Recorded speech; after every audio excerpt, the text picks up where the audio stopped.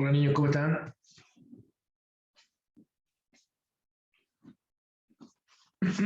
Sí, Rodrigo, efectivamente, hoy hay laboratorio a las 13:40.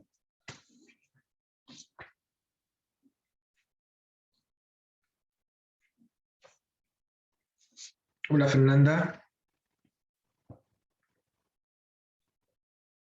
Rodrigo, aprovechando que usted está acá, usted justificó una evaluación.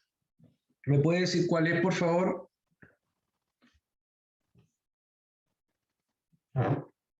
Hola Connie.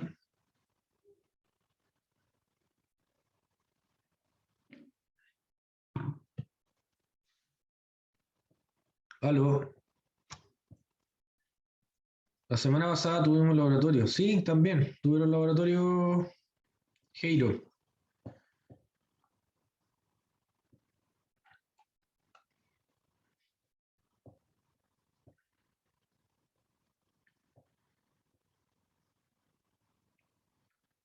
Hola Yanira, Diego, Heiro, perdón, Joseph, María José, Brian, Yanira. Buenos días, Guillermo, Arancha, iPhone. Hola, profe, buenos días.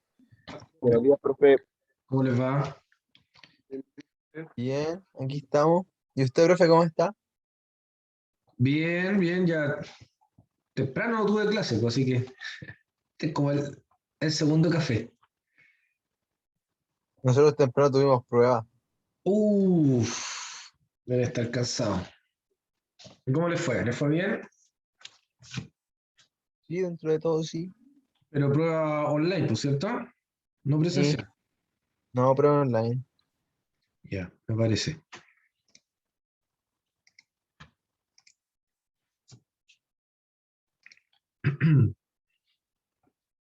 Qué bueno que comenzaron el día. Recuerden que hoy tienen laboratorio, no se vayan a olvidar, por favor.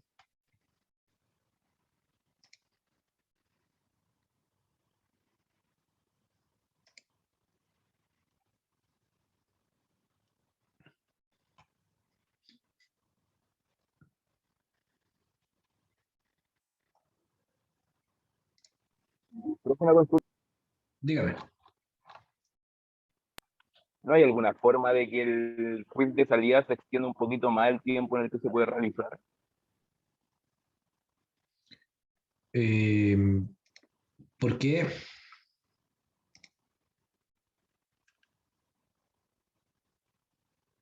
Porque es que de hecho salimos y es al tiro y de repente uno se traspapela y a mí me pasó el otro día que me tuve que ir a trabajar y me acordé que tenía el quiz cuando iba saliendo y ya no alcanzaba. O sea, se hace al final del laboratorio justamente por eso, como se trabaja en el laboratorio y se hablan algunos conceptos que hay que desarrollarlos solamente en el laboratorio, están más fresquitos, entonces llegan y hacen el control de inmediato. Por eso que está inmediatamente. Ahora, igual le pueden hacer recuerdo a los profesores, ¿ya? Porque a veces uno no tiene el tiempo suficiente, sobre todo en laboratorio, y anda con el tiempo muy justo. Y a mí también me ha pasado a veces. Entonces, claro, si ustedes le hacen recuerdo a los profe, pase la asistencia al final o, no sé, pues, profe, recuerden que no termine tan justo el laboratorio. A veces uno se olvida, de verdad se los digo. O sea, yo también hago clases en laboratorio a veces. Este semestre no me tocó con ustedes, pero tengo otro laboratorio con otras carreras donde también me pasa exactamente lo mismo. A veces llego como muy justo y claro, algunos alumnos, pero yo también le digo a los alumnos, pucha, recuérdeme, si estoy como medio justo, lo dejamos hasta ahí nomás y listo. Y así también uno se organiza, porque te pones a hablar, te pones a hacer clase, porque uno cuando empieza clase habla, habla, habla, y a veces te olvida un poco. ¿Ya? Pero no está de más que le hagan recuerdo a los profesores, ese es el mensaje, ¿ya? Que a lo mejor pasen lista al final o les puedan, no sé, pues con el root, ustedes escriben en el chat su nombre, apellido y root Y con eso pasan asistencia, más rápido, ¿se fijan?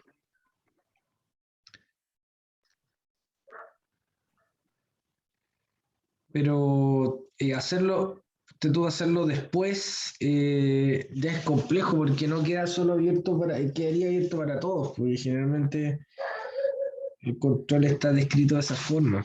Entonces, de hecho, con presencial ustedes tienen Mira, presencial, cuando la práctica es presencial, el control es al inicio. Ustedes ingresan al laboratorio y lo primero que yo les entrego es el control de laboratorio o el profesor de laboratorio. Lo está esperando y le entrega la hoja.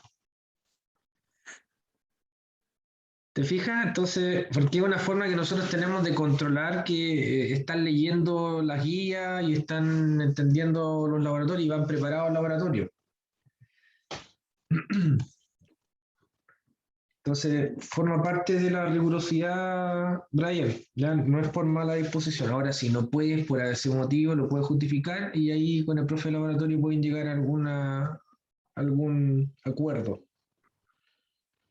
Todo tiene solución, Brian, ¿ya?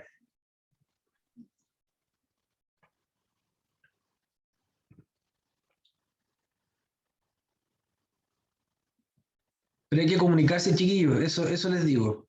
Hay que comunicarse. Si acá no hay mala onda, los profes no es que, los profesores me tienen mala. No se trata de eso. A veces uno también está anda con otras cosas, ¿ya? Entonces, en la cabeza, a eso me refiero. Y uno se olvida, de verdad que les digo. Entonces, cuando comiencen el laboratorio, profe, no termine el laboratorio tan cerca del control que ya tienen un tiempo necesario, son 10 preguntas y de las 10 preguntas les damos 20, ¿cuánto? Tiene una ventana de las 3:30 a las 4:10 para hacer 10 preguntas, igual es harto. Tiene todo ese espacio de tiempo, ¿ya? Así que mi sugerencia es esa, que le avisen a los profes primero con el tiempo, que no terminen tan cercanos, y lo otro es que se tienen que acordar, no se olviden de eso.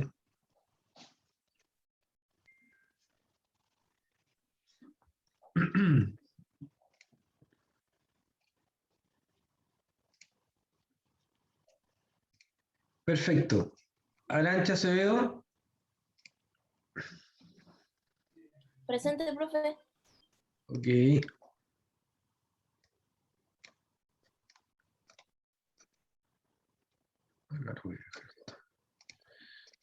Fabián Ahumada,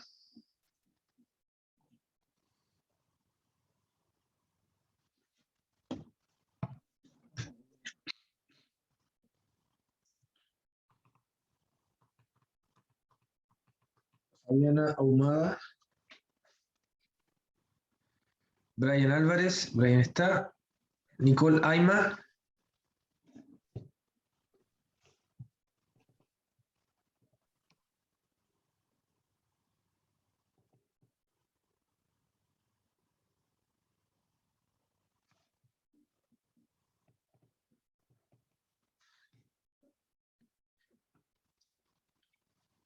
Jairo Becerra, Presente, profe.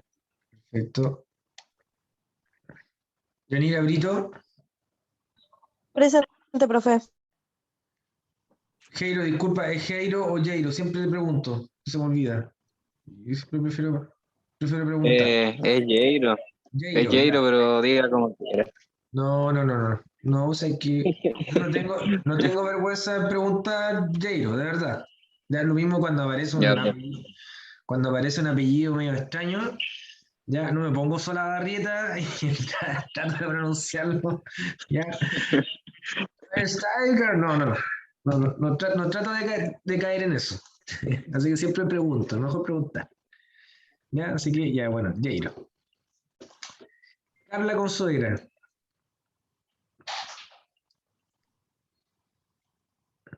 Carlita, no está. Sebastián González. Profe, Ahí está. Sebastián González, Chamagol. ¿Lo conoció? ¿Sabe quién es Chamagol? ¿No? el mismo. Chamagol, famoso en México. Soy un jugador de fútbol. ¿Cómo? Que te escuché un poco robotizado.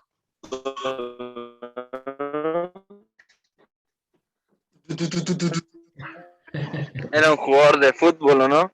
Ah, sí, sí, sí, claro. Jugó en Colo-Colo y después estuvo en México, hizo una muy buena carrera allá en México. Era bien querido allá en México.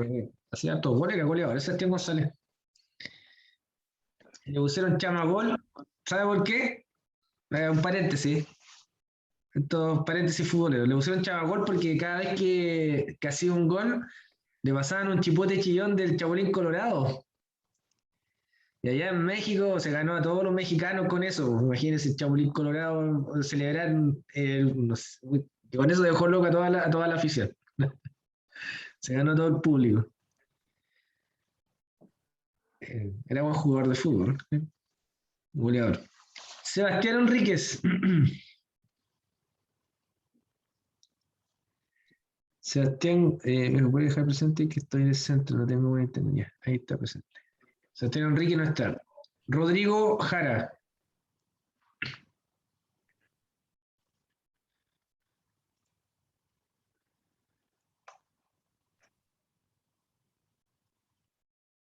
Rodrigo Jara.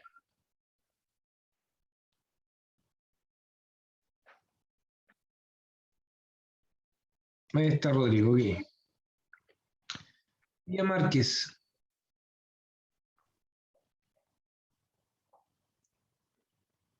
María José Mondaca. Presente, profe. Perfecto. Diego Moneni.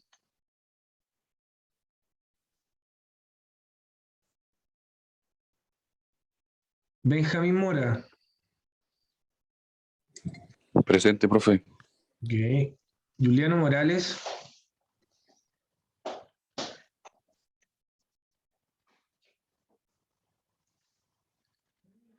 Fernanda Muñoz.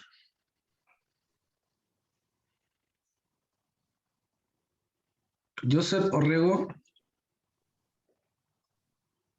Presente, profe. Josep Borrego. Ok. Lucía Ortiz. Profe, y la Fernanda Muñoz puso presente por el chat.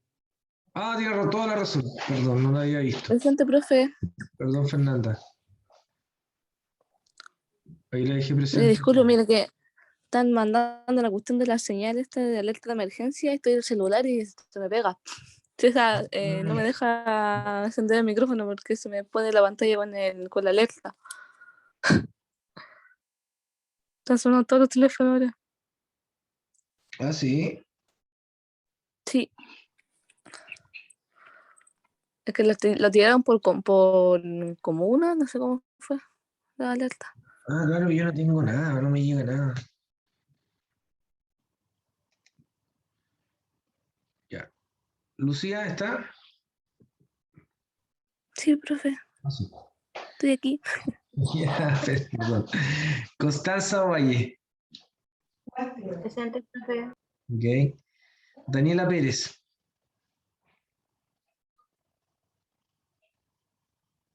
Ahí está Daniela. Yuditza Puca. Guillermo Robledo. Tocayo. Ahí está Tocayo. Y Diego Vallejos. Presente. Muy bien, Diego. Ya, si alguien llega después, lo dejo presente, esto no lo cierro. Ay, claro, esa señal es como es una cuestión molestosa, no te deja, como que te inhabilita el teléfono.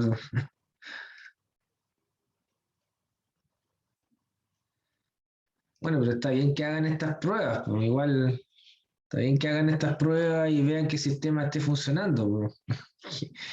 A que le ocurra la cuestión y le echen a andar y no funcione nada. Está bien que empiecen a hacer estas pruebas y monitoreen de vez en cuando, y avisen a la población, es bueno eso, siempre va a ser bueno.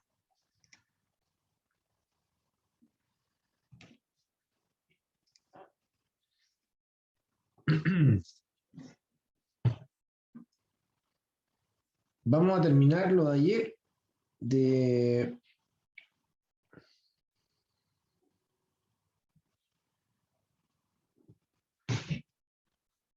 bioenergética. Habíamos quedado acá y después seguimos con glucólisis.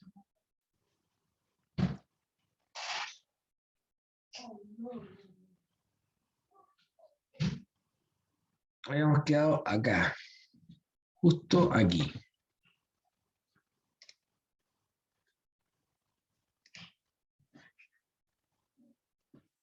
Ya está grabando, que miren, que la clase anterior no me di cuenta y no estaba grabando y no grabé nada. Hice de toda la clase y no grabé nada. Digo, uy, voy a tener que hacerlo de nuevo. Rayos. Ya, ahí está el botoncito rojo. Bueno, chicos, yo ayer estaba comentando que estos procesos energéticos solo evocan transformaciones de energía desde un producto a un reactante, reactante a producto, etc. Y en una ruta metabólica es exactamente igual, pues ya cada vez que la molécula se va transformando en una ruta metabólica, la energía también. Pero es con un propósito, y ese propósito es generar calor para la célula, mantener una temperatura, generar calor para mantener la temperatura del cuerpo, generar calor para liberar al ambiente, o producir moléculas, sintetizar moléculas, degradar moléculas, etc. O sea, hacer funcionar esta maquinaria celular que se llama metabolismo, ¿ya? Y estos aspectos son conceptos termodinámicos que se utilizan en bioenergética, que la termodinámica obviamente apoya eh, la, la forma de poder cuantificar la energía. Ya nosotros acá podemos cuantificar la energía e incluso podemos predecir si las reacciones serán espontáneas, son rápidas o son lentas, requieren de un aporte energético, ¿ya? Y eso es lo que nos dice el delta G. Yo les comentaba que el delta G, ¿ya?, es la energía libre de Gibbs. La energía libre de Gibbs significa, significa la energía libre o disponible que tiene cualquier tipo de sistema para efectuar un trabajo. Energía libre o disponible que tiene el sistema para efectuar un trabajo. ¿Qué tipo de trabajo? Ya les comenté. ¿Ya? Calor, mantención de estructura, síntesis, etc. Trabajo de cualquier tipo, puede ser trabajo molecular, como un trabajo fisiológico, como un trabajo anatómico, ¿ya?, como un trabajo teórico, de pensamiento, cuando uno está pensando, hay un montón de iones que se mueven. Pensar en una actividad que gasta mucha energía. Ven ustedes cuando estudian, le empieza a dar hambre. Eso es sinónimo de que están gastando energía cuando están pensando, cuando están estudiando, están leyendo.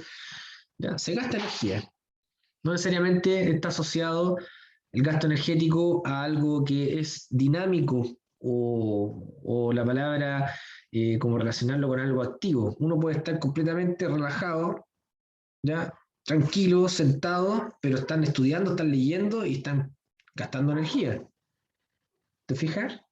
Entonces, para predecir todo este cambio energético y decir si las reacciones son espontáneas o no espontáneas, está el delta G. El delta G se relaciona con la constante de equilibrio, con esta ecuación, ¿ya? Menos RT, logaritmo natural de la constante de equilibrio. R es la constante de los gases, T es la temperatura, y generalmente se usan dos temperaturas. La temperatura estándar, 25 grados Celsius, y la temperatura fisiológica, que serían 37 grados Celsius. Y el logaritmo natural de la constante de equilibrio es la concentración de los productos dividido por la concentración de los reactantes. Esa es la constante de equilibrio, productos divididos por reactantes. ¿De acuerdo? Por otro lado, las constantes de equilibrio tienen valores, pues, ¿ya? Y estos valores que puede tomar son constantes de equilibrio menores que 1 o, perdón, o constantes de equilibrio mayores que 1.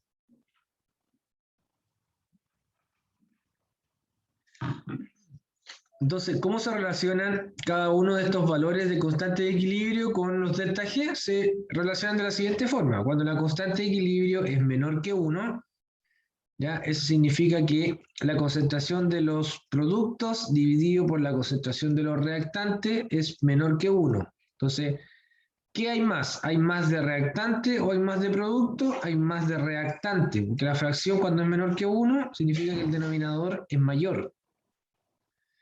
Entonces, hay más reactantes que producto, esta fracción es menor que 1. Al ser menor que 1, el delta G es positivo. ¿Qué significa eso? Significa que las reacciones son lentas, que las reacciones necesitan energía, significa que las reacciones son no espontáneas, no espontáneas. No espontáneas. ¿Ok? No espontáneas significa que también son reversibles. Entonces a estas reacciones les cuesta pasar a producto. A los reactantes les cuesta pasar o transformarse en producto. Necesitan aporte energético, necesitan de otra reacción que la ayude, etcétera, etcétera. No son espontáneas, no son en el momento, no, son lentas estas reacciones. Eso ocurre cuando hay una alta concentración de reactantes, ¿ya? Y la fracción entre la constante de equilibrio, los productos divididos por los reactantes, es menor que 1. El delta G es positivo. Eso indica un delta G positivo, no espontáneo.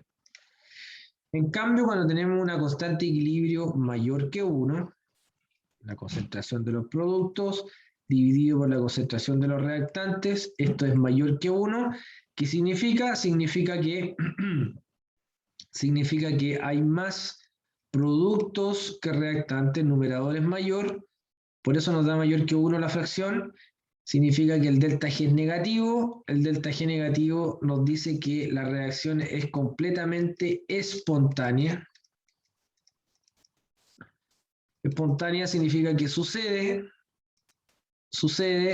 al momento, sin mayor esfuerzo, sin mayor aporte energético, se da, son reacciones rápidas, son reacciones irreversibles. Ya, son reacciones irreversibles, eso lo tienen que entender bien, o sea, son reacciones que van en un solo sentido, no se pueden devolver, no es como esto. Ya, son reacciones que van en un solo sentido, hacia allá nomás, en ese sentido, de reactante a producto.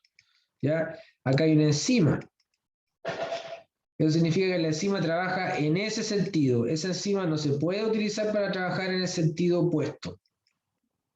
¿Ya? Hay que colocar otra enzima que trabaje en sentido opuesto. ¿Se fijan? Si quiero que vaya al revés el proceso, hay que colocar otra enzima. No se puede utilizar la misma porque esa enzima es irreversible. Ese es el concepto que tienen que manejar, ¿de acuerdo? Por otro lado, cuando la constante de equilibrio es igual a 1, ¿ya? El delta G es 0. Entonces tenemos tres valores de delta G que puede tomar. Delta G positivo, delta G negativo y delta G igual a 0. Positivo, reversible, no espontáneo. Negativo, irreversible, espontáneo. Y cuando es 0 significa que la reacción está en equilibrio. ¿De acuerdo? Entonces, en función de la constante de equilibrio asociada o relacionada con el delta G, es que nosotros podemos predecir cómo es una reacción química. ¿Ya? ¿Cómo actúa la enzima que cataliza esa reacción química? Las enzimas tienen delta G, tienen valores de delta G asociados. Y ahí pueden ser enzimas rápidas o enzimas bastante lentas.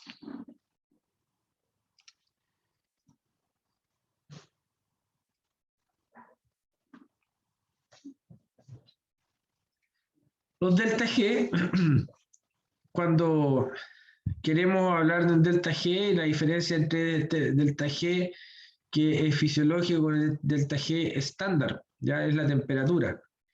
Y además otra característica del delta G es que los delta G son aditivos. Aditivos significa que se pueden sumar. Es decir, si yo quiero saber el delta G de una reacción en donde existen dos reacciones acopladas, por ejemplo, acá tengo la primera reacción de A a B. Eso tiene un valor de un delta G de menos 10. Y la otra reacción es de B a C. De B a C tiene un valor de más 5. Entonces, si ustedes suman, en la suma le va a quedar A más B, flecha, B más C. Como B aparece tanto, estos son, lo que está ante la flecha se llaman reactantes, lo que está después de la flecha se llaman productos. ¿De acuerdo? Entonces, un reactante, ¿ya? O una molécula que aparece en los reactantes no puede aparecer tampoco en los productos. No puede aparecer en los dos lados. ¿Ya? Si aparecen los dos lados se tienen que eliminar. Entonces, pero si aparecen en los dos lados se tienen que eliminar en donde haya más cantidad. Aquí como está B en este hay uno y B en el otro, se elimina. Entonces nos queda finalmente A, pasa a C. Eso es lo que está acá abajo, ¿eh?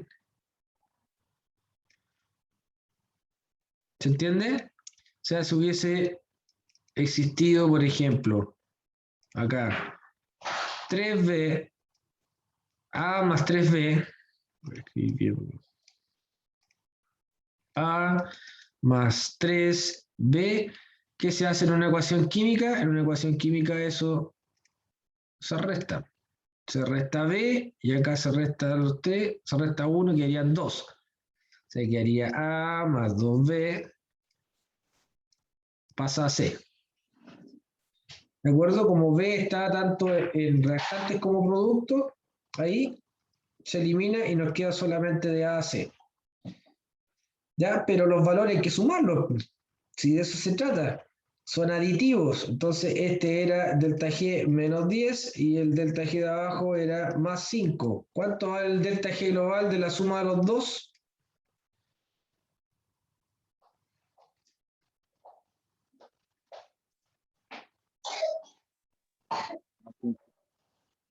Más 5, muy bien. Más 5. ¿Se fija? Más 5. A eso se refiere que son aditivos. Pero acá hay una reacción simple en donde hay 2 delta G. Imagínense 10. Delta G1, el 2, el 3, el 4, el 5, el 6, el 7, el 8, el 9 y el 10. Como la glicólisis, que son 10 reacciones. Que vamos a ver luego. Cada reacción posee un delta G propio. Ya cada enzima tiene un delta G propio. Y la suma de eso nos da un delta G negativo de la glucólisis. ¿Qué significa que nos dé un delta G negativo de la glucólisis? Significa que la glucólisis va en un solo sentido.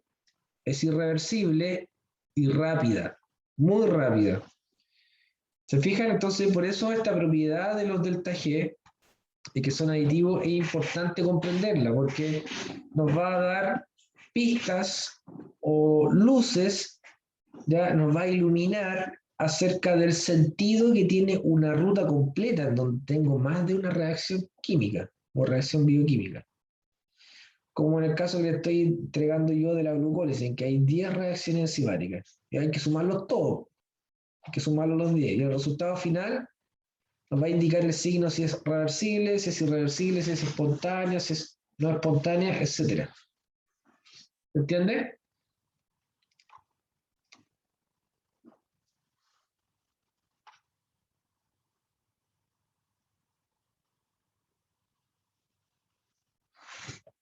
¿Se entiende? ¿Alguna pregunta hasta acá?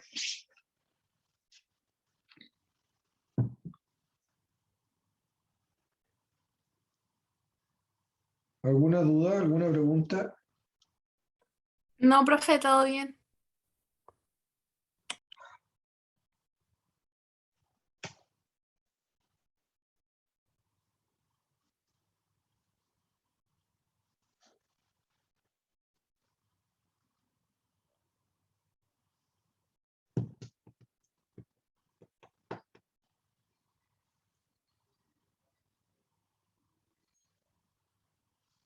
Ya, perfecto. Seguimos entonces. Bueno, no todos los procesos metabólicos ya son iguales. Hay procesos metabólicos en donde la energía está relacionada con un transporte de electrones, o sea, estamos hablando de carga eléctrica, ¿ya? Y efectivamente es así, o sea, imagínense que el tema de los potenciales eléctricos nos gobierna prácticamente el cuerpo. Nosotros tenemos corriente en las células, ¿ya? ¿Por qué? ¿Por qué tenemos corriente? Porque hay iones, ¿ya? Hay iones que se traspasan de un lado a otra membrana. Están los iones sodio, los iones cloro, los iones potasio, ¿ya? Entre otros. ¿Se fijan? Son los llamados electrolitos. ¿Han hecho alguna vez examen de electrolito? La bomba sodio-potasio funciona con sodio y con potasio. Son corrientes iónicas. Entonces, ahí la energía, ¿cómo la podemos cuantificar? La cuantificamos también con el delta G, pero la ecuación es completamente diferente. Esta es la ecuación que se utiliza. Ya, no les voy a hacer ejercicios de esto por si acaso. Calculo el delta G, no. No tenemos tiempo como para estar revisando ese tipo de ejercicio.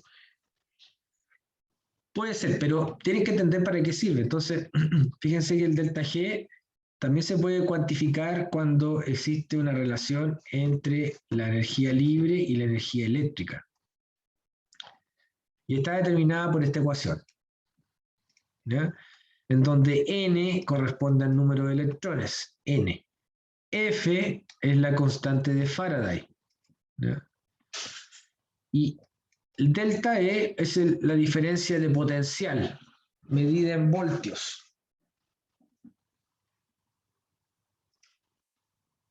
Esa diferencia de potencial es la diferencia de las reacciones redox. Ya hay una reacción redox, tiene dos semireacciones. Tiene una semireacción de oxidación, y tiene una semireacción de reducción. ¿Se fijan? Ese es el potencial redox o potencial eléctrico que tiene. Hay un potencial ahí involucrado en cada una de las semireacciones que participan en la redox que usted quiere cuantificar. De esa forma podemos medir el potencial, podemos medir el delta G de una reacción redox. ¿Dónde hay reacciones redox? Para terminar bien esta diapo. Las reacciones redox más comunes que tenemos en nuestro metabolismo ocurren en la cadena de transporte electrónico. Aquí, todas las reacciones que participan en la cadena de transporte electrónico son reacciones redox. ¿Ya? Porque fíjense que la cadena de transporte electrónico, tal como lo dice el título, se transporta electrones.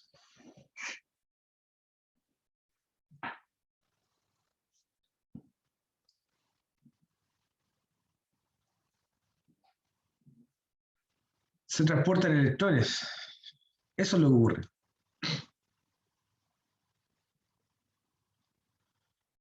¿Ya? Y si hay transporte electrónico, podemos medir la energía en forma del delta G. Pero de igual forma que el anterior, el delta G acá, el resultado puede ser tres resultados. ¿Ya? Igual que el anterior, puede ser el delta G positivo, puede ser el delta G negativo o puede ser cero. Igual que el anterior, o sea, el delta G siempre va a tomar los tres mismos valores, positivo, negativo o cero. Si es positivo, ustedes saben, porque no es espontáneo.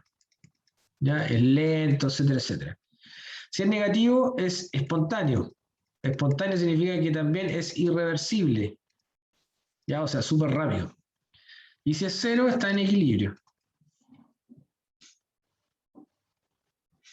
¿Ya? O sea, independiente si la reacción es una redox o es una reacción convencional del metabolismo, el delta G nos va a entregar estos tres valores, positivo, negativo o cero. El ATP, ¿qué es el ATP? Pues estamos hablando de bioenergética, pues el ATP corresponde a una molécula energética, por supuesto. Es la molécula que tiene mayor alcance en la célula desde el punto de vista de la participación en los procesos enzimáticos. El ATP es como una especie de moneda celular. El ATP se utiliza prácticamente en todas las reacciones que requieren algo de energía, ¿ya? Romper ATP es el mejor negocio que puede hacer una molécula para obtener energía. O sea, acá rompo este enlace fosfodiéster y se libera una cantidad brutal de energía. Si rompo el segundo enlace, también se libera otra cantidad brutal de energía.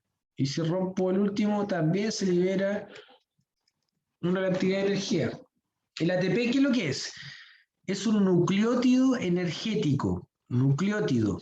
El nucleótido está constituido por una base nitrogenada, es una base nitrogenada, una pentosa, que es un carbohidrato de 5 carbonos, la pentosa, y 1, 2, 3 grupos fosfato.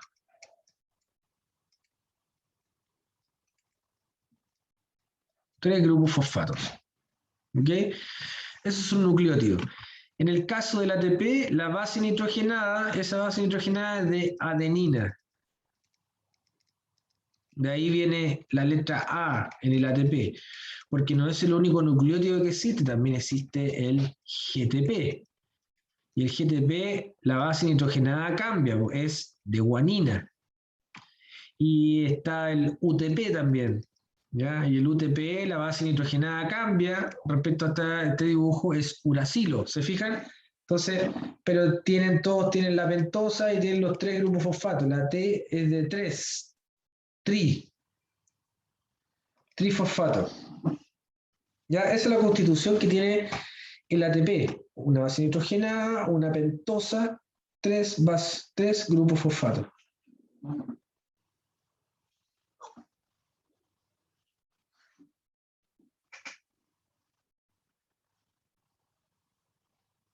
¿Alguna duda, alguna pregunta?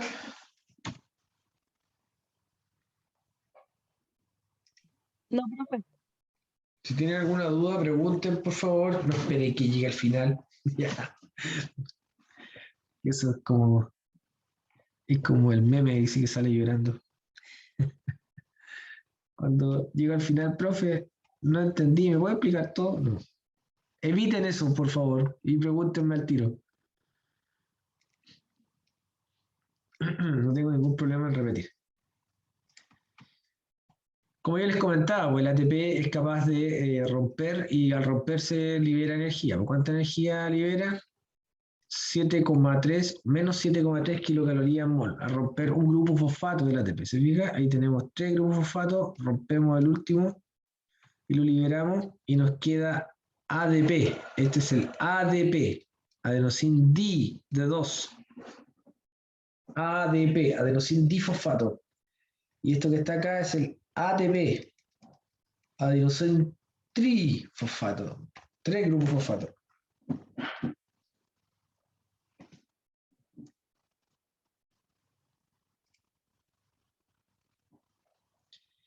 ¿En qué proceso se usa el ATP? Ya, a grosso modo, el ATP se utiliza en trabajo biológico como contracción muscular, que utiliza una cantidad brutal de ATP, impulso nervioso, transporte activo, etc.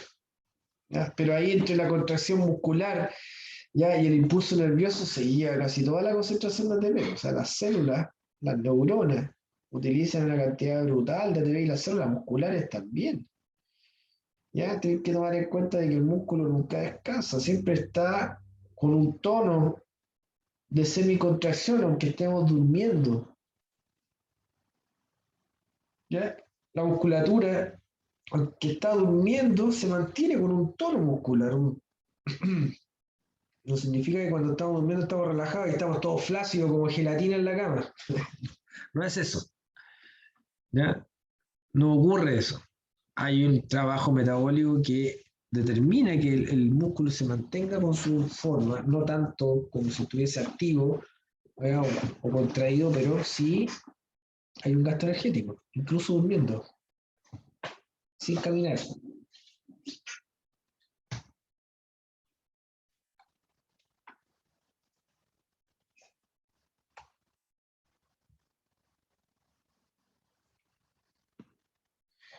Luego existen lo que se denominan intermediarios de alta energía. Estos intermediarios de alta energía corresponden a moléculas específicas de rutas metabólicas y el concepto que deben ustedes entender es que cuando aparece un intermediario de alta energía, en la reacción, en la misma reacción, se produce ATP. ¿Se fijan? La reacción que contiene estos intermediarios, ahí está el intermediario de alta energía, el 1,3-fosfoliserato. Acá hay otro, el fosfoenol piruvato, otro intermediario de alta energía. Entonces tenemos dos intermediarios de alta energía que producen en cada una de las reacciones donde ellos participan, producen ATP. Esta reacción específica tiene un nombre, se llama fosforilación a nivel de sustrato. Fosforilación a nivel de sustrato.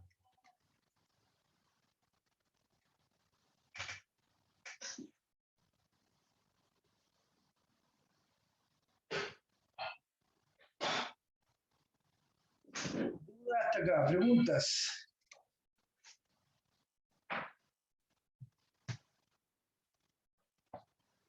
¿Alguna duda, alguna pregunta? ¿Todo bien? Otro intermediario de alta energía, sí, es la fosfocreatina. La fosfocreatina es un intermediario de alta energía que se reserva ya en los músculos y que cuando tenemos bajas concentraciones de ATP en el músculo se utiliza la fosfocreatina. Se rompe la fosfocreatina liberando una gran cantidad de energía. ¿Ya? Se usa como reservorio energético en la musculatura, la fosfocreatina. Es como una forma alternativa de tener energía en caso de que el ATP esté completamente disminuido en la musculatura.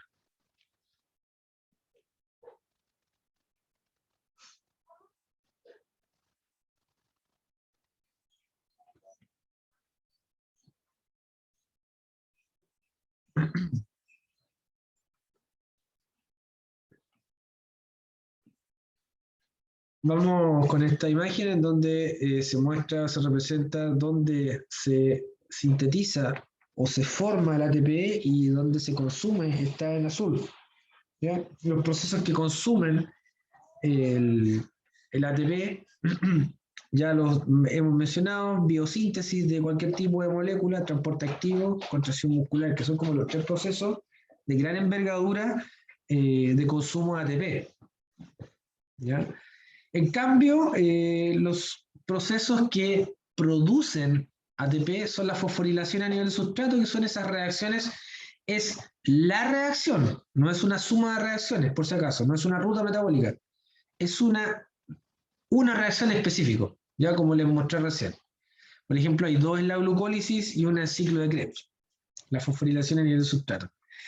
En cambio, la fosforilación oxidativa, que es el otro proceso, este que está acá abajo, la fosforilación oxidativa, en este proceso sí es una ruta metabólica, ¿ya? Que está acoplada a la cadena de transporte electrónico y genera una gran cantidad de ATP. ¿Ya? O sea, prácticamente todo el ATP celular que existe está sintetizado por la fosforilación oxidativa. ¿Vale? ¿Vale? ¿O alguna duda hasta el momento? Para ir cerrando la clase de bioenergética, analizaremos estas moléculas que se denominan equivalentes reductores. Equivalentes reductores.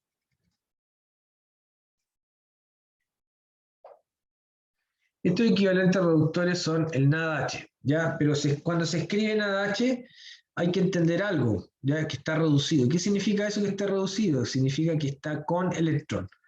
Porque esta estructura es capaz de transportar electrones. Los equivalentes reductores tienen esa función. Los equivalentes reductores son transportadores de electrones. ¿De acuerdo?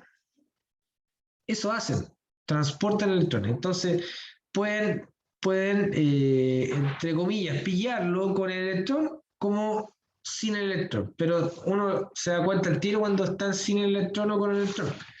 Cuando se escribe el NADH, así, NADH, significa que la molécula está reducida, es decir, está transportando el electrón. En cambio, cuando se escribe NAD+, significa que la molécula está oxidada y esto es sin electrón. Aquí el NAD, la molécula no está transportando el electrón. Es como si fuese con mochila, sin mochila, una cosa así.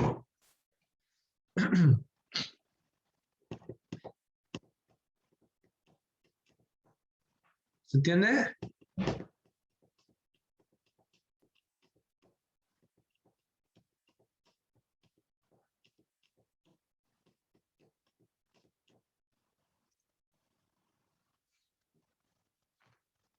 Ya ven, ahí transporta los electrones y los electrones los transporta acoplado a un protón. Para hacer esos dos electrones los utilizan el enlace que está acá.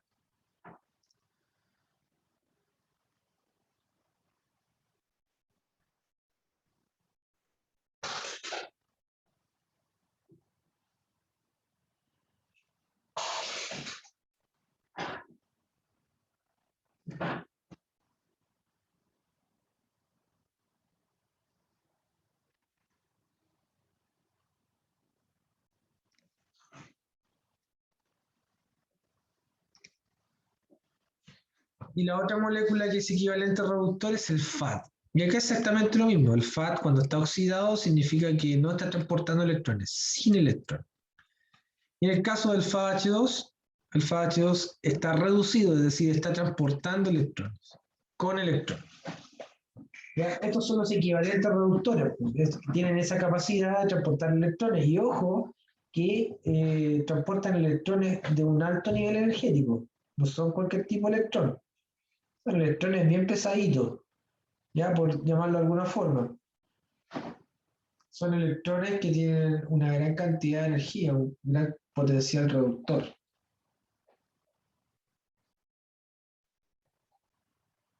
¿Vale?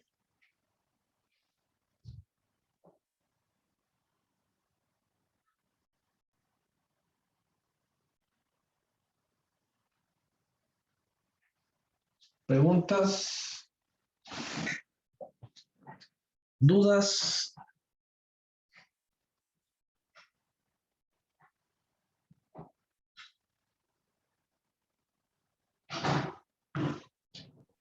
No, profe, todo claro hasta ahora. No, profe, todo claro. ¿Todo claro? Oye, qué loco, en la mañana estaba lloviendo. Me desperté a las 6 de la mañana y estaba lloviendo, pero hey. Una lluvia. Y ahora hay sol más encima.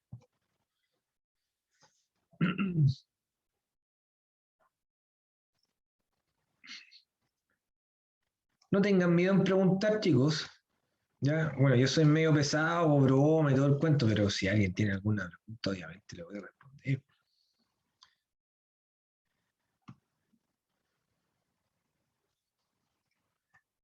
La idea de la revisión es que ustedes revisen la clase antes y si tienen preguntas las anotan y después cuando estamos en clase me preguntan. Y saca mejor, le saca más partido a la clase.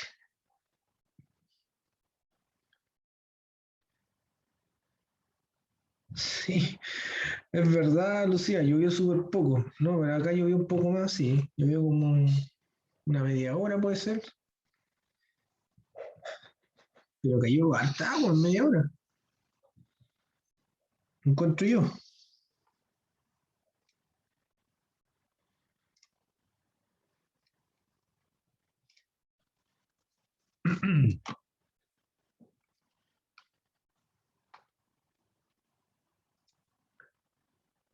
Vamos, comencemos con la glucólisis. ¿Ya? Vamos con la glucólisis. Recuérdense que vamos acá tranquilitos revisando los contenidos. Tenemos bastante tiempo, ¿ya? tenemos bastante tiempo en la clase del día jueves y el viernes, porque son dos bloques. Quiero ver el sílabo, quiero ver algo.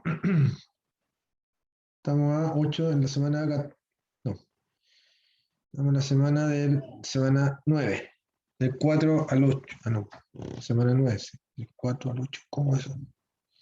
En la 10 parece que estamos. Ah, sí, la semana 10, perdón. Ahí sí, semana 10. Laboratorio 5, ustedes tienen laboratorio y mañana tenemos que ver destinos del piruvato. Ah, súper bien. La clase de mañana es cortita. Solo las fermentaciones.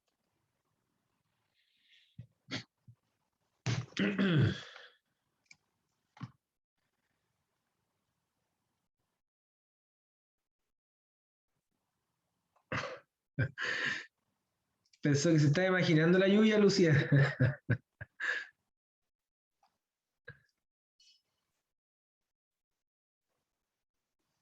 ¿Seré yo, señor? ¿Qué estoy escuchando?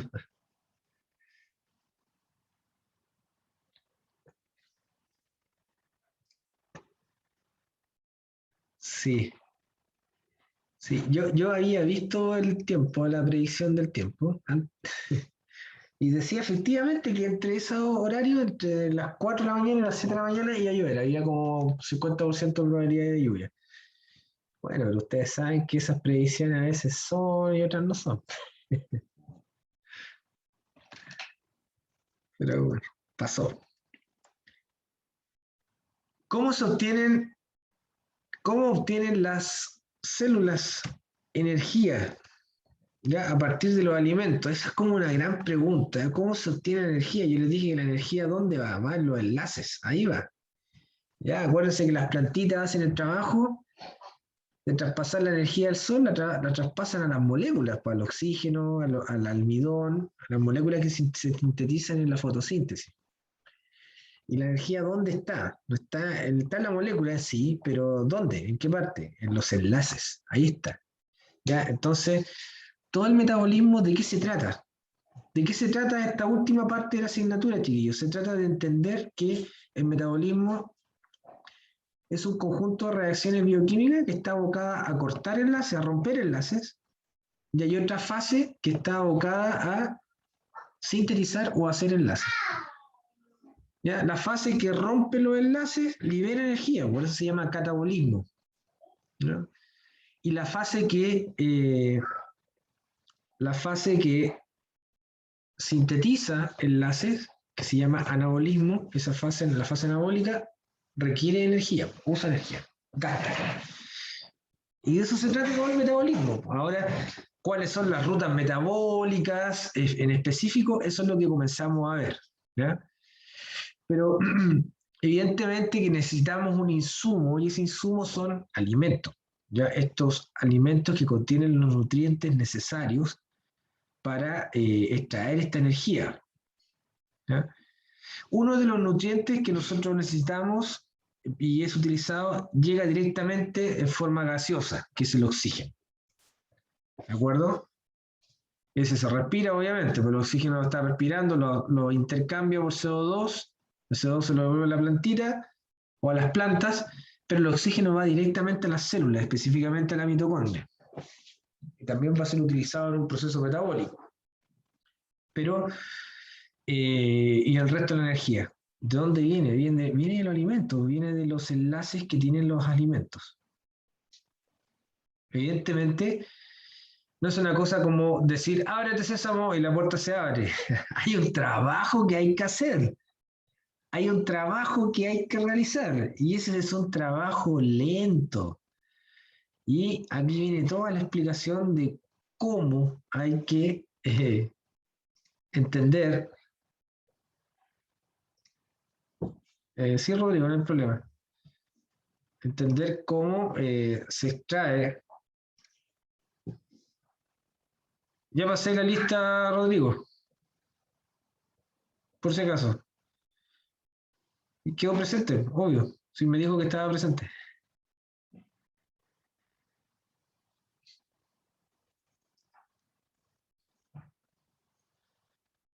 Bueno, la digestión de los alimentos y la absorción de nutrientes es un proceso bastante importante dentro de toda esta comprensión de cómo obtenemos la energía a partir de ellos.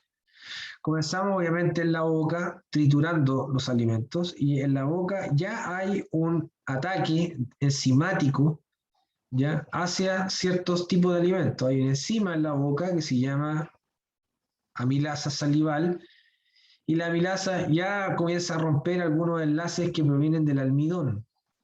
De ahí viene la palabra amilasa. ¿Se fijan? Entonces, los dientes también producen una trituración, ¿ya? Y hay que tratar de una molécula grande hacerla pequeñita. De eso se trata la digestión. Y lo que se absorbe son moléculas pequeñas, no absorbemos moléculas grandes, absorbemos las moléculas esenciales, las unidades básicas. Absorbemos aminoácidos, absorbemos ácidos grasos, nucleótidos, ¿se fijan? Monosacáridos. No absorbemos el polisacárido, ya no absorbemos las proteínas. Uno dice, sí, tengo que comer proteína, pero ustedes no piensen de que las proteínas que comen le llegan a la célula la misma proteína. Eso no es así, es imposible. Es imposible, las proteínas son muy grandes, no atraviesan la membrana. Lo que se absorbe son los aminoácidos. ¿Ok? Bueno. Luego el bolo alimenticio avanza de la boca.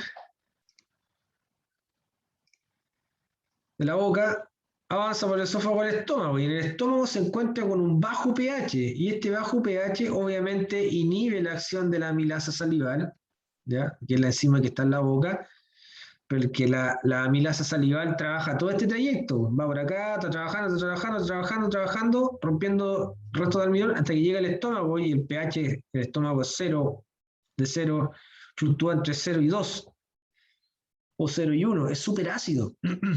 Y con eso la enzima, la amilasa salival, literalmente se muere, deja de trabajar, pero el bajo pH también produce una hidrólisis o ruptura espontánea de algunos enlaces de los nutrientes. Ya se rompen algunas, se degradan algunas proteínas, se degradan incorporadas en la dieta, se degradan algunos polisacáridos también, o tipos de lípidos, ya también se pueden degradar. ¿De acuerdo? Sin embargo, el trayecto sigue. Ahora del estómago pasamos al intestino delgado.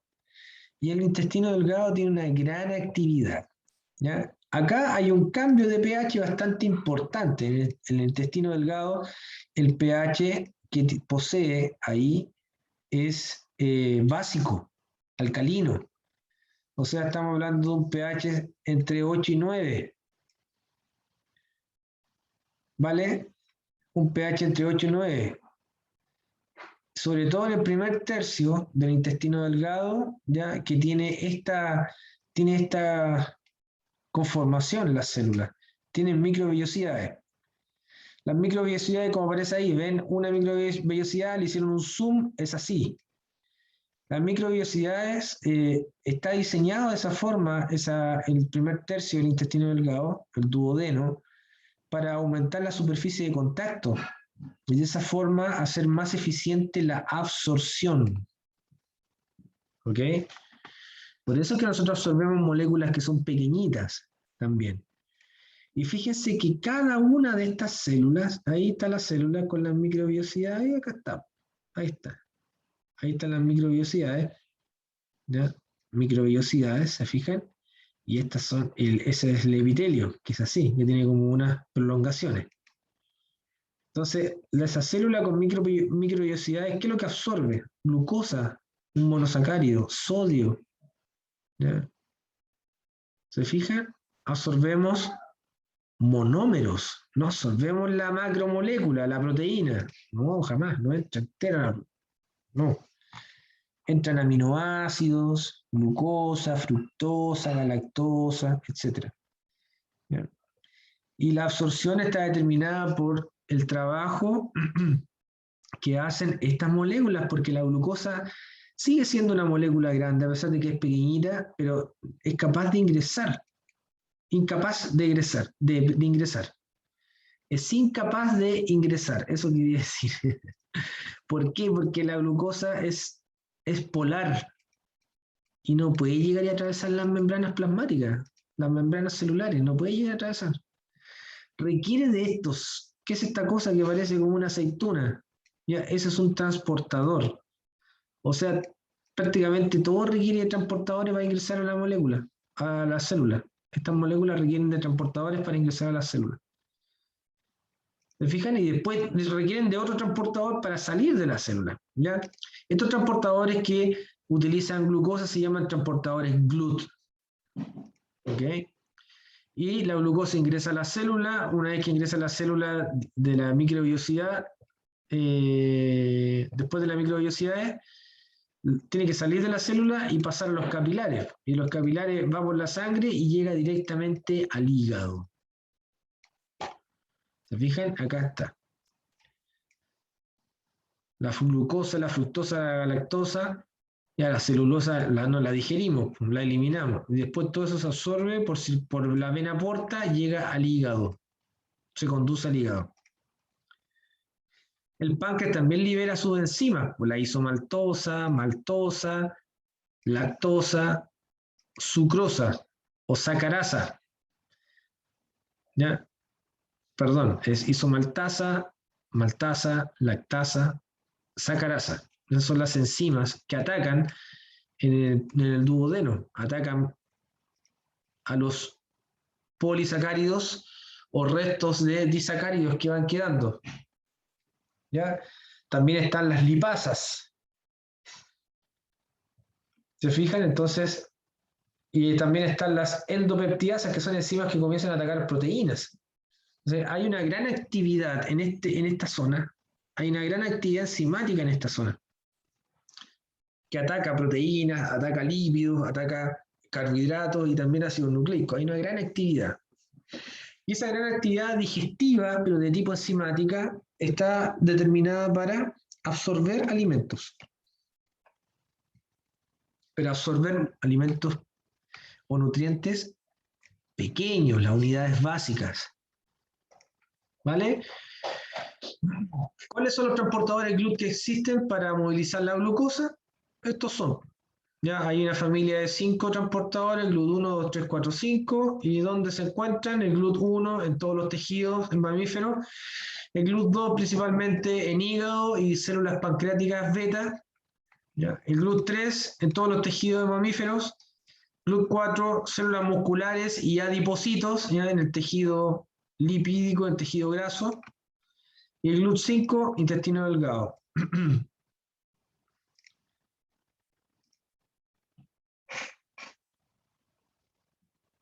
Una vez que la glucosa ingresa a la sangre, y de la sangre llega al hígado, el hígado tiene que incorporarla y distribuirla a través de todo el cuerpo, pero ocurre un proceso en el interior de la célula hepática que está relacionado con este gráfico que está acá. La glucosa tiene 3 destinos.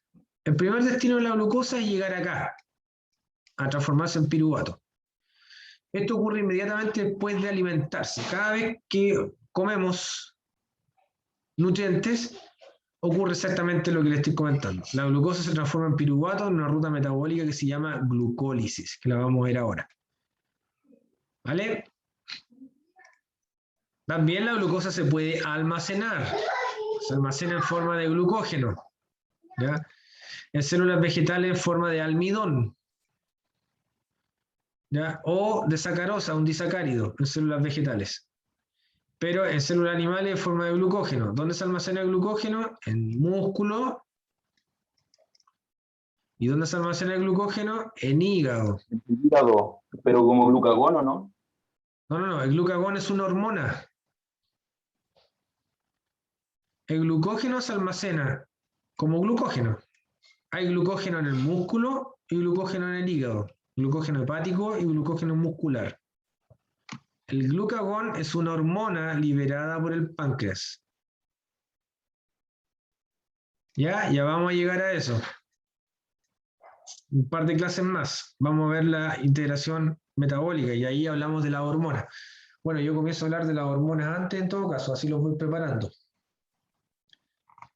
Pero los nombres suelen ser muy parecidos o similares, entonces es fácil confundirse, chiquillos. Por eso les digo que hay que ir estudiando y leyendo antes de. Y el tercer paso es la glucosa, transformarla en ribosa 5-fosfato, que este es un monosacárido de 5 carbonos. La glucosa es un monosacárido de 6 carbonos.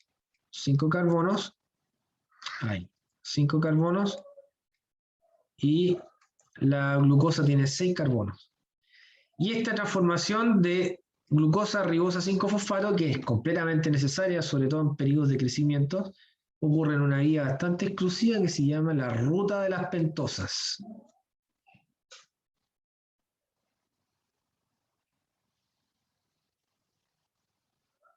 ¿Vale? ¿Alguna pregunta, alguna duda antes de entrar de inmediato a la glucólisis?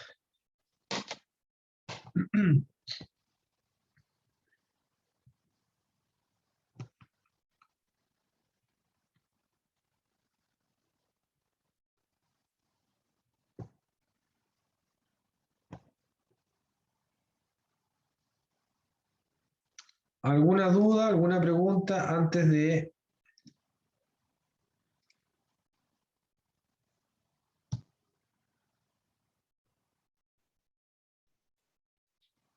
comenzar con la glucólisis? Ya, al parecer, no. Vamos con la glucólisis entonces. La glucólisis es nuestra primera ruta metabólica que revisamos. Corresponde a una ruta metabólica que se realiza en el citosol de las células, prácticamente difundida en todas las células del cuerpo. Hasta en los eritrocitos se realiza la glucólisis. Es una ruta citosólica, ¿ya?, que está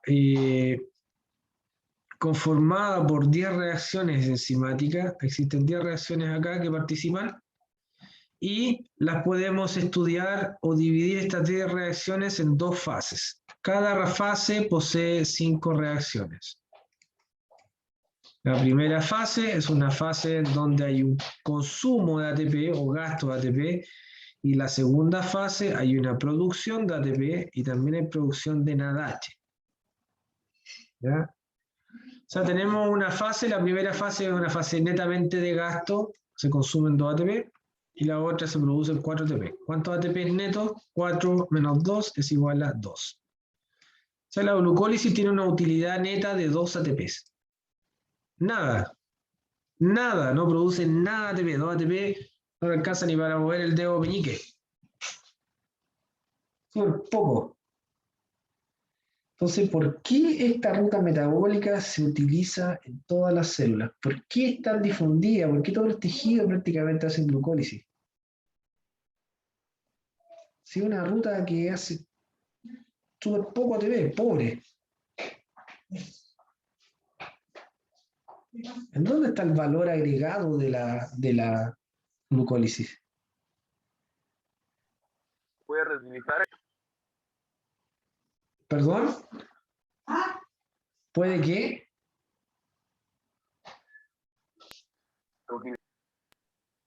Reutilizarla. ¿Reutilizar qué cosa?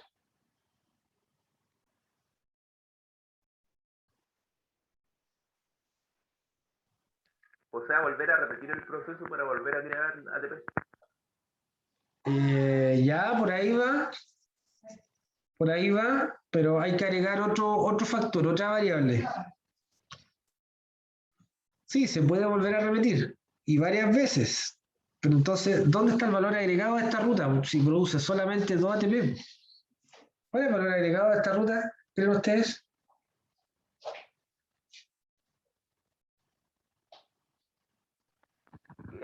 Tiene que ver con el ciclo de Krebs, ¿no, profe? No. No tiene que ver con el ciclo. Me salí. Te fuiste para otro lado en la célula, te fuiste a la mitocondria. Estamos en el citosol. Vamos con calmita, ya, vamos con calma. Estamos en el citosol. En el citosol de la célula. Esta es nuestra primera ruta metabólica. Ya, pero hay que entenderlas bien. La pregunta es la siguiente. Esta ruta metabólica es una ruta pobre. Produce 2 ATP. 2 ATPs. 2 ATPs. Nada.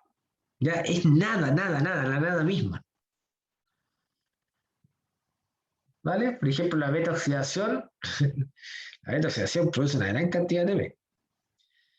Esto no produce nada, nada, nada. ¿Y por qué si no produce nada? Todas las células la hacen del cuerpo. Prácticamente. Y hay células que exclusivamente viven de la glucólisis. Viven de la glucólisis. ¿Ya? Como el glóbulo rojo. El glóbulo rojo, su metabolismo es bastante escaso. El glóbulo rojo tiene un metabolismo bastante escuálido. Hace glucólisis y ruta de las pentosas. Y sería. Y se defiende los radicales libres y eso sería todo. Y con eso vive el glóbulo rojo. Y hay otras células que son exclusivamente glucolíticas o tienen una dependencia de la glucólisis enorme, como las células musculares. Como las neuronas, ¿para qué hablar de la neurona? La neurona consume una gran cantidad, hace glucólisis, pero full. Entonces, ¿cómo pueden entender ustedes que de repente tejidos que son tan importantes dentro del funcionamiento fisiológico, anatómico y de las conductas finalmente, dependan de esta ruta metabólica que produce 2 ATP? Es súper poca energía. Entonces, ¿cuál es el valor agregado de que tiene esta ruta metabólica? Miren ustedes. Tienen que empezar a relacionar lo que hemos visto anteriormente en las materias, en los contenidos. ¿Cómo creen que sería el delta G de esto? De toda la ruta.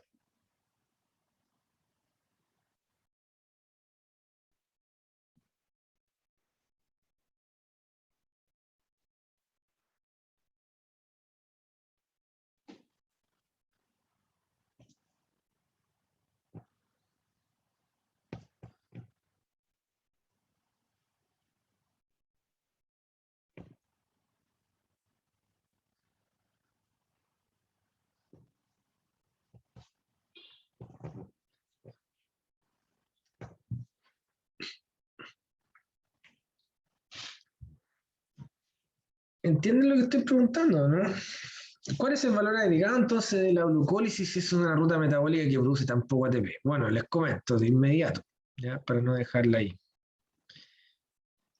El valor agregado que tiene la ruta es que es una ruta extremadamente rápida, ¿ya? Es muy rápida. Entonces, en una pequeña cantidad de tiempo tenemos una gran concentración de ATP. Ese es el secreto de la glucólisis. Es que es rápida. Y cuán rápida, es bastante rápida. Lo que me demoré en decir que era rápida, ya se generaron miles de veces la glucólisis. Y con eso ya tenemos miles de ATP de inmediato.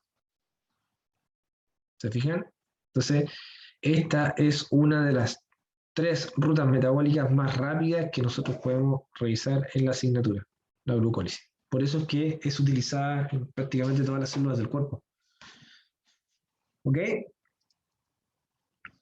Vamos con la glucólisis. Veamos la fase 1 o fase preparatoria. Acá hay un gasto de ATP. La primera reacción, la glucosa es transformada a glucosa 6-fosfato. Cada reacción siempre participa una enzima. Las reacciones no se hacen solas, ¿ya? Aquí las reacciones no son de forma mágica, ¿ya? Tampoco la hace el viejo Pascuero, ni el viejo El Saco, ni el Tata Colores, ni Topollillo, ni el Mago Oli. Aquí las reacciones son realizadas por enzimas. Las enzimas son las que hacen estas transformaciones. La glucosa se transforma en glucosa 6-fosfato. ¿Quién hace esto? Esta enzima, la número 1, se llama hexoquinasa. ¿Qué hace la hexoquinasa? La hexoquinasa toma un ATP, saca un grupo fosfato del ATP y lo coloca en el carbono 6 de la glucosa. Ese es el carbono 6 de la glucosa, ahora queda así, con grupo fosfato. Esa es la glucosa 6-fosfato, la que está ahí, ¿ven? Tiene un grupo fosfato, quedó con un grupo fosfato en el carbono 6. Es una fosforilación. la primera reacción.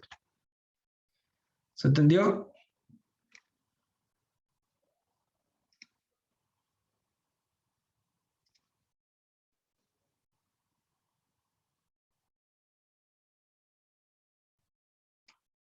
Vamos con la segunda reacción. La glucosa 6-fosfato es transformada en fructosa 6-fosfato. Acá hay un cambio, ¿ya? Miren la forma que tiene la glucosa 6-fosfato y miren la forma que tiene la fructosa 6-fosfato. Aquí no se agrega ni se quita nada, no se remueve nada tampoco. Solo hay un cambio en la conformación de la estructura de la molécula, nada más que eso. ¿Ya? Es un isómero. Es un isómero estructural. De glucosa 6-fosfato nos cambiamos a fructosa 6-fosfato. Eso es todo lo que ocurrió. La segunda enzima se llama glucosa 6-fosfato isomerasa. La tercera reacción, ¿ya?, también es muy similar a la primera. La fructosa 6-fosfato se transforma en fructosa 1,6 bifosfato. Esto lo realiza la PFK1, la fosfofructoquinasa 1. ¿Ya? PFK1. ¿Qué hace la PFK1? Saca un grupo fosfato del ATP y lo coloca en el carbono 1 de la glucosa, de la fructosa, perdón. Y ahí está la fructosa 1,6 bifosfato. Eso significa que tiene un grupo fosfato en el carbono 6 y en el carbono 1. Fructosa 1,6 bifosfato. ¿Se fijan? Entonces ya hemos gastado 2 ATP hasta el momento. Pues la reacción, acá gastamos un ATP, reacción 1, y la otra enzima, la PFK1, se gastó el segundo ATP en la reacción 3. ¿Duda hasta el momento? Profe, ¿cómo ve eso lo de los carbonos? O sea, el 6, el 1. Eso no lo entendí. Ya, mira. Mira el primer dibujo, ese. ¿Ves que tienen números? ¿Te fijas? Mira este dibujo. Sí, sí, sí. Los números son los carbonos. ¿Te fijas? Entonces, cuando dice glucosa 6-fosfato, significa que la glucosa tiene un grupo fosfato en el carbono 6. ¿Ya? Ahora, mira el dibujo. La glucosa 6-fosfato es esa que está acá.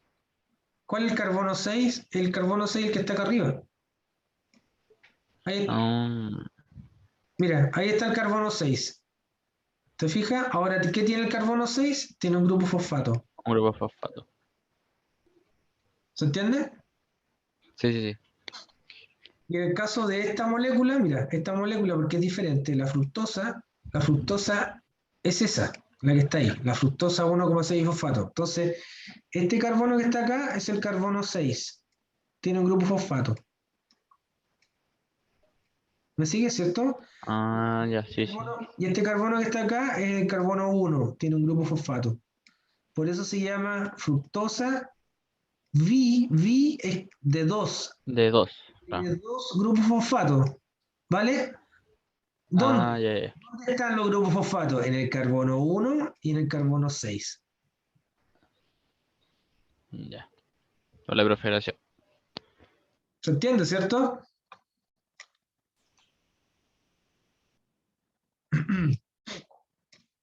Bueno. Fructosa 1,6 bifosfato. Ahí está. Ya esa es la reacción número 3. Ahora viene la reacción número 4, y ojo con esta, que es bien importante. La reacción 4, esta molécula ya se rompe, hay una ruptura que lo hace esta enzima, la aldolasa. La aldolasa rompe la molécula justo por la mitad. ¿Vale? Ya hay una ruptura aldólica. Por eso la enzima se llama aldolasa. Entonces, fractura a la molécula por la mitad y genera 2 moléculas. Por eso están descritas con color. ¿Ya? Esa, la azul y la roja. Entonces, Cada molécula que se produce después de esta ruptura enzimática tiene 3 carbonos. Esa tiene 3 carbonos y esa tiene 3 carbonos. ¿Y la fructosa cuántos carbonos tenía? 6 carbonos. Y la fructosa 6 también tiene 6 carbonos. Y la glucosa 6-fosfato tenía 6 carbonos. ¿Y la glucosa cuántos carbonos tiene? 6 carbonos. ¿Se fijan? No hemos perdido carbonos. 6 carbonos, 6 carbonos, 6 carbonos, 6 carbonos. Y después acá se rompe la molécula y forma 2 moléculas de 3 carbonos cada uno. ¿Ya? Ahora, ¿cómo se llama cada una de ellas? La primera se llama gliceraldehído 3-fosfato. Esa es esa de ahí. Gliceraldehído 3-fosfato. Y la segunda molécula es la dihidroxiacetona fosfato, que es la que está acá. O en rosado. O en rojo.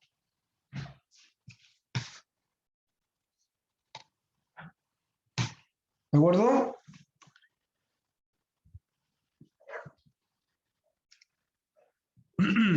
La quinta reacción que está acá abajo es transformar esta, la dihidroxiacetona fosfato, es transformarla en gliceraldehído 3-fosfato. Esa es la quinta reacción, la número 5. El nombre de la enzima número 5 es triosa fosfato isomerasa, la famosa TIM. Ese es el nombre de la quinta enzima, la quinta reacción, la TIM. Transforma esa, la dihidroxiacetona, lo transforma en gliceraldehído 3-fosfato. Entonces, al término de la quinta reacción, tenemos, de estas moléculas, tenemos 2 moléculas de gliceraldehído. La primera que se genera en la reacción 4, producto de la ruptura de la aldolasa, y la segunda se genera en la reacción 5. ¿Ya? Producto de la actividad de la TIM. ¿Correcto? Ahora pasamos a la fase número 2, que es la fase oxidativa. La fase 1 es una fase de gasto. Recuerden, se gastan 2 ATP. ¿Ya? La fase preparatoria. Y esta es la fase oxidativa, la fase de producción, que también se denomina de esa forma. Entonces, comenzamos con el gliceraldehído 3-fosfato. Se fijan que está, dice entre paréntesis 2, eso significa que son 2 moléculas. La sexta reacción, el gliceraldehído 3-fosfato, se transforma en, es catalizado a 1,3 bifosfoglicerato. Ojo con este, que es un intermediario de alta energía. ¿Ya? Intermediario de alta energía. Entonces, la reacción 6, el gliceraldehído 3-fosfato, es transformado a 1,3 bifosfoglicerato. La enzima 6 se llama gliceraldehído 3-fosfato deshidrogenasa. Y la reacción 6, además, es la que produce los únicos 2 NADH, o la única que produce NADH de la ruta metabólica. La reacción 6. ¿Ya? Vamos con la reacción número 7. El 1,3 bifosfoglicerato, que es intermediario de alta energía, es catalizado y transformado a 3 fosfolicerato. Y acá, como hay un intermediario de alta energía, que es este, el 1,3 fosfolicerato, al ser catalizado por esta enzima que se llama fosfolicerato quinasa, se producen 2 ATPs. Los primeros 2 ATPs están en la reacción 7. ¿Ya? Y producimos los primeros 2 ATPs de la ruta. Ahí están. La reacción número 8, ahora el 3 fosfolicerato es transformado en 2 fosfolicerato. ¿Ya? Esto lo hace la enzima mutasa. Lo único que hace es cambiar el grupo fosfato del carbono 3 al carbono 2. La reacción número 9, el 2-fosfolicerato, es transformado en fosfonol piruvato. Ese es el segundo intermediario de alta energía. ¿Ya? Aquí se utiliza la enzima enolasa, que es una hidratasa, la enolasa. La enolasa transforma el 2-fosfolicerato en fosfonol piruvato. El fosfonol piruvato lo pueden abreviar como PEP, fosfoenol piruvato. Y la última reacción de la ruta metabólica es la transformación del fosfonol piruvato en piruvato. Y aquí terminamos la ruta. ¿Ya? Del fosfonol piruvato, la enzima que produce la catálisis se llama piruvato quinasa. Y Como es intermediario de alta energía, el fosfano piruvato produce los últimos 2 ATPs. ¿Se fijan? Hay producción de ATP en la reacción 7, reacción 10. ¿Cuántos ATP se producen? 4 ATP. Pero como se gastan 2 ATP, serían 4 ATP. Esto es lo que se produce. Y en la primera fase se gastan 2 ATPs. ¿Ya? Esto sería el gasto. Y se resta, obviamente. ¿Ya? En economía tenemos lo que nosotros ganamos en las ventas y lo que gastamos lo restamos y obtenemos la utilidad. ¿Ya? Que sería la utilidad 2 ATP. Eso es el neto. ¿Ya? La utilidad de la glucólisis son 2 ATP. Eso es lo que efectivamente se gana, 2 ATPs. ¿Ya? Y como se gana tan poco, yo les comentaba que el valor agregado de la glucólisis está relacionado con la velocidad. ¿Ya? Esta es una ruta metabólica que es irreversible, va en ese sentido, así, hacia abajo. De glucosa a piruvato. Ese es el sentido que tiene, de glucosa a piruvato. No puede ser así, al revés no va, es irreversible. Porque tiene un delta G, la ruta completa posee un delta G negativo. La ruta completa. Lo cual hace que la ruta completa sea irreversible, irreversible por completo, irreversible. ¿Ya? Y esa irreversibilidad determina que sea espontánea, rápida, extremadamente rápida. Mañana vamos a ver las enzimas que regulan la glucólisis y es extremadamente rápida esta ruta metabólica. Es una ruta que se produce en 10 reacciones, todas estas 10 reacciones en el citosol de la célula.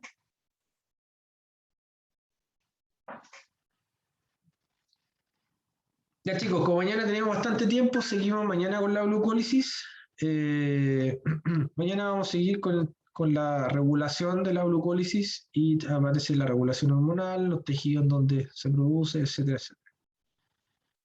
Seguimos mañana con este capítulo y agregamos la fermentación y terminamos. Mañana es una clase cortita, pero es temprano. Pero vamos a terminar luego. ¿Ok? Quedamos hasta acá entonces. Recuerden que tienen el laboratorio. Échenle una mirada a la guía antes de ingresar al laboratorio. Con eso le va a ir mejor, va a entender mejor. Que estén bien. Chao, profe. Gracias. Chao, María José. Chao, profe, gracias. Chao. Chao, Lucía. Chao, profe, Cuídese. gracias. Profe, gracias. Chao, Connie. Chao, Arancha. Cuídese. Que le vaya bien. Chao, que esté bien, profe. Igualmente, chao, Guillermo. Cuídate. Igualmente, profe.